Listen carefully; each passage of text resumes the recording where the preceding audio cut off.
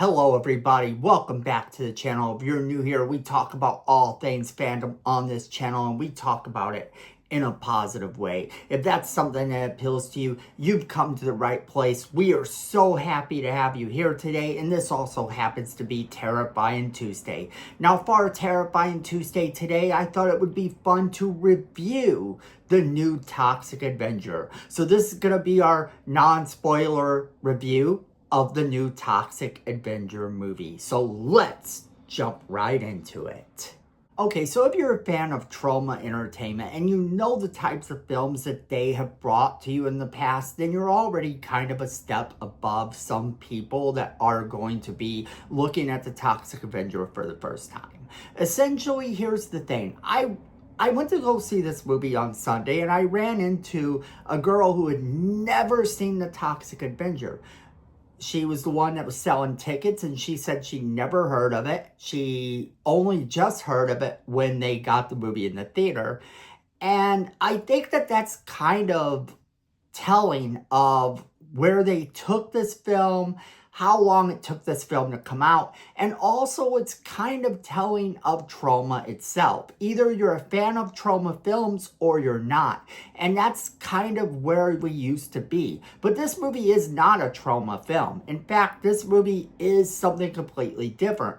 It does take place in a city that, well, sounds like Traumaville, but it's not, and Traumaville is usually where trauma films take place. Now, this is going to be our non-spoiler review of this movie, so I'm going to kind of break down some things about the movie without giving away any spoilers. So essentially, it's about this janitor who doesn't really stand up for himself or others. He just sees himself as a player in his life, and he is sick. He's dying of a disease.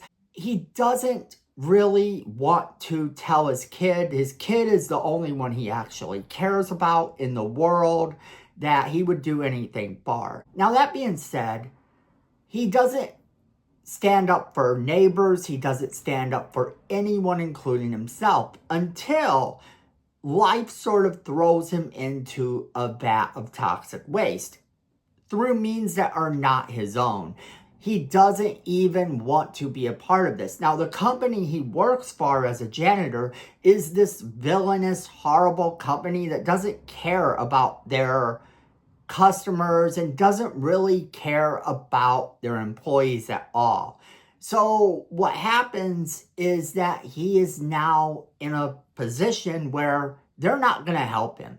And he decides that he's going to use his newfound fame to show his kid how much he loves him, to show his kid how much he could stand up for him and all of this. And that's kind of where we are at the point when he falls into toxic waste. This film takes inspiration from the original Toxic Avenger, but it's not the original Toxic Avenger at all. This version of the character is something entirely different. Just look at how they have changed things. He works for this big corporation, and this big corporation doesn't care about anyone. So it's not like he's fighting villains from the local gym.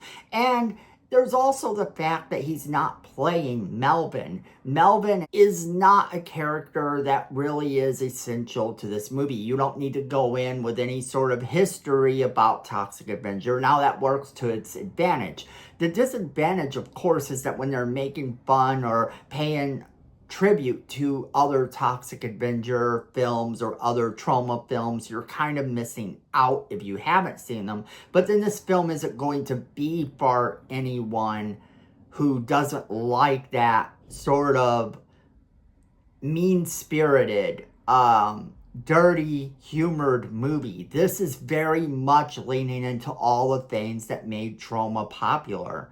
Now, I'm going to talk a little bit about the cast because the cast to this movie is pretty good. First off, you have Peter Dinklage as Winston Goose, aka the Toxic Avenger.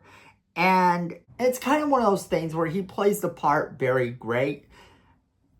Peter Dinklage is always amazing to watch, and I understand why some actors have turned against him for his comments to the Snow White movie and stuff like that. I get why they turned against him for that, because essentially not everyone is as famous as Peter Dinklage. And Peter Dinklage proves in this movie just how much he could take a script that would probably have failed without him and actually make it good. He is by far one of the best things about this movie.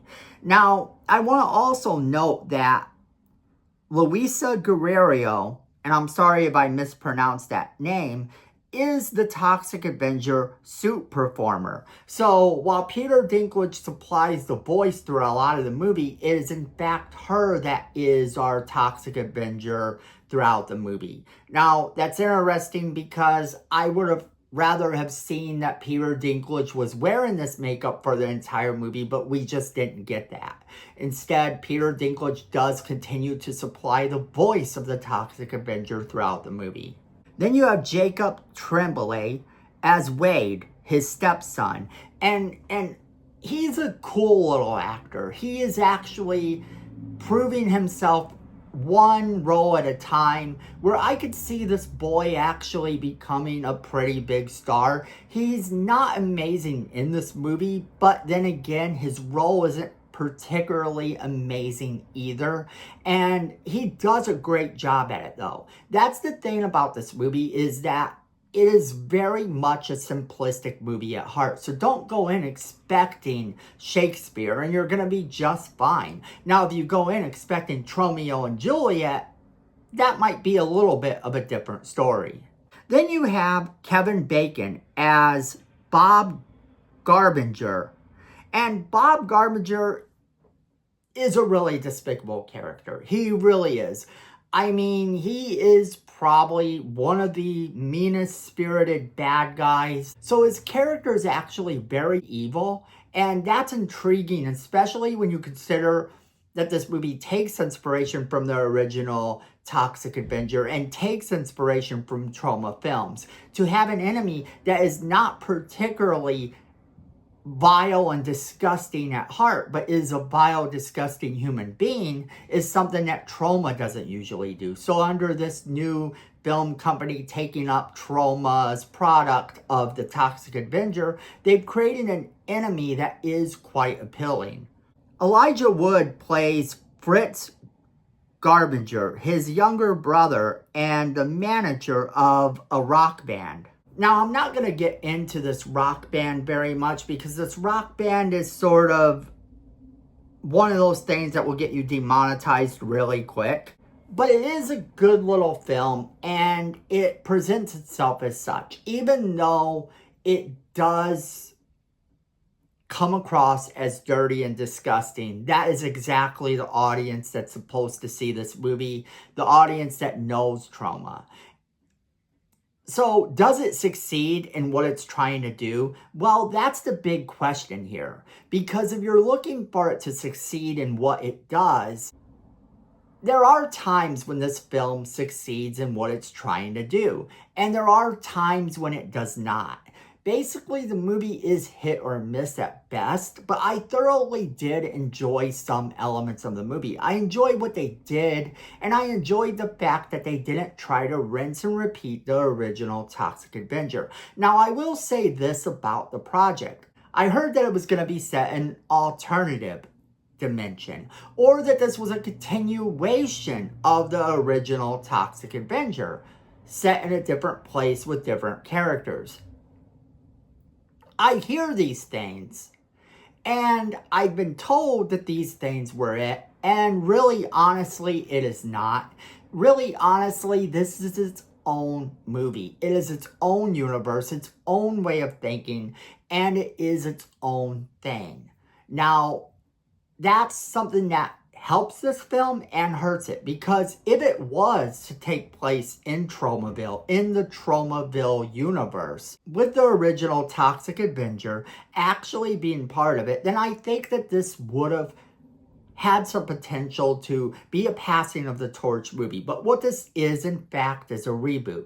So with this being a reboot, it kind of stands to reason that there's going to be people that are going to like this more than the traditional trauma film. And there's going to be fans that are like, this is not my Toxic Avenger. And I want to kind of tell you that that's okay either way.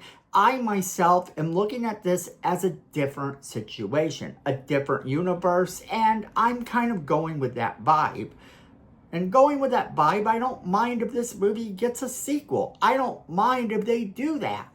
Because this is not the original Toxic Avenger. This is a new company and a new take on the character. But you'll always have trauma. And long live Trauma's Toxic, because it is one of those guilty pleasure films that a lot of people have. The dirty, disgusting, vile thing that is Trauma. And if you're a fan, you know exactly what I'm talking about. So overall, I give this movie 3.5 stars, and I give it 3.5 stars because it isn't the Trauma film. It is never going to be comparable to the original, but that actually, like I said, works in its advantage. So that's why it gets 3.5 stars. It's not quite the Trauma adventure that you may think if you're a Trauma fan, and I have to take that into consideration. However, I do recommend that you check this movie out if you like Trauma, or even if you're new to the whole thing and you just like really bad, cheesy movies. This is going to be one that you want to watch. So that is where I'm going to leave it off to you guys. If you've seen this movie, let me know what you thought about it. And if you haven't seen it, are you interested in seeing this movie? And let me know your thoughts. As always, leave me that comment in the comment box below. Let me know what you think. Don't forget to share this video with all of your friends so they can be a part of this conversation as well. Then you're going to want to hit that like button. It's free. It helps the channel, and it lets the algorithm know that you like positive content. So if you're enjoying the positive content we bring, you're going to want to hit that like button so that you get more positive content in your feed. And if you're enjoying our videos, go ahead and hit that subscribe button and that notification bell next to it so you never miss a single video we do. Because friends, at the end of the day, I know it and you know it, fandom is family.